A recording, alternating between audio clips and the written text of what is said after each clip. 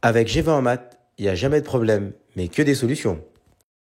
À travers cette vidéo, on va résoudre ensemble des équations du second degré à l'aide de la méthode du discriminant sur trois exemples. Première équation à résoudre, x au carré moins 9x plus 8 égale à 0. Donc pour résoudre des équations du second degré, on va définir la valeur de a, ici qui est égale à 1, la valeur de b qui est égale à moins 9 et la valeur de c qui est égale à 8.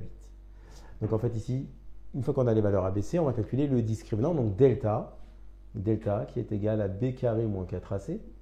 Donc là, dans notre situation, delta va être égal à moins 9, et attention, c'est le tout entre parenthèses au carré, moins 4 fois 1 fois 8. Donc on va avoir delta qui vaudra 81 moins ici 32. Et donc ça va nous donner ici delta qui va être égal à, donc on va avoir 49 ici.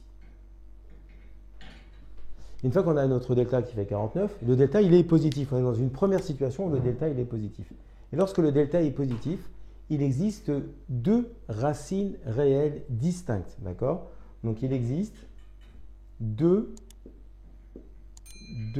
racines réelles distinctes qu'on va appeler x1 et x2.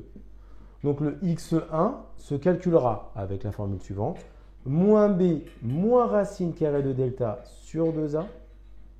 Et alors que x2, lui, va se calculer en faisant moins b plus racine carrée de delta sur 2a. Donc il ne reste plus qu'à appliquer les formules. Donc moins b. B ici, c'est moins 9. Si on a moins b, ça fait moins 9. Donc ça donnera 9 tout simplement. Moins racine ici de 49.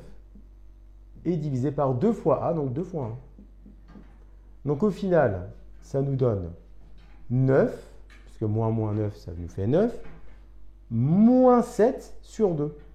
Et donc 9 moins 7, ici ça fait 2, 2 sur 2, ça donne 1.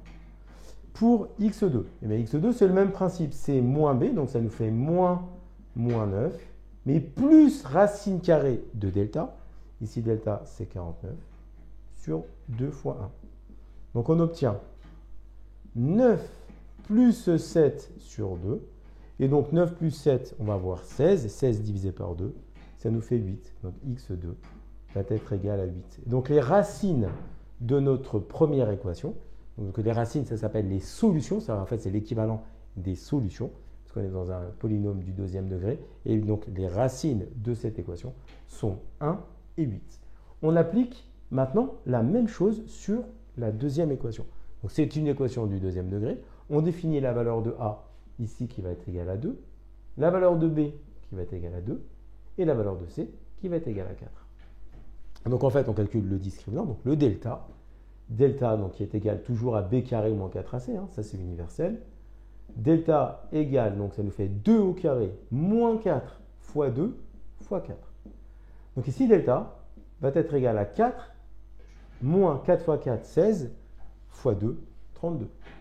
Donc delta, c'est égal à moins 28. Et là, delta, dans notre situation cette fois-ci, le delta, il est strictement négatif.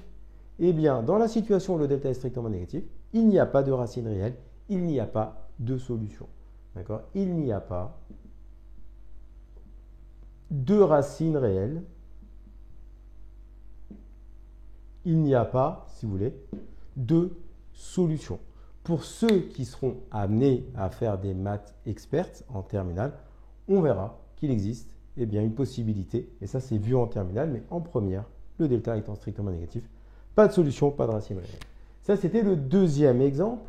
Et maintenant on fait le dernier, le même principe, on va résoudre l'équation moins x au carré plus 6x moins 9 égale à 0. Donc ici le a c'est égal à moins 1, notre b c'est 6, et notre c c'est moins 9.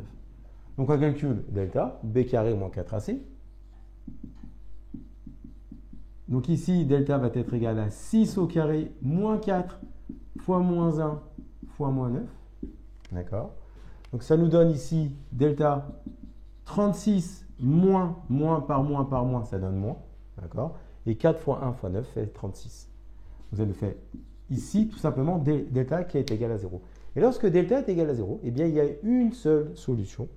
D'accord? Il existe, si on veut être rigoureux, il existe une racine double. On appelle ça en mathématiques une racine double, qu'on appelle x0, qui est égal à moins b sur 2a. En fait, si vous voulez, il y a une solution. D'accord?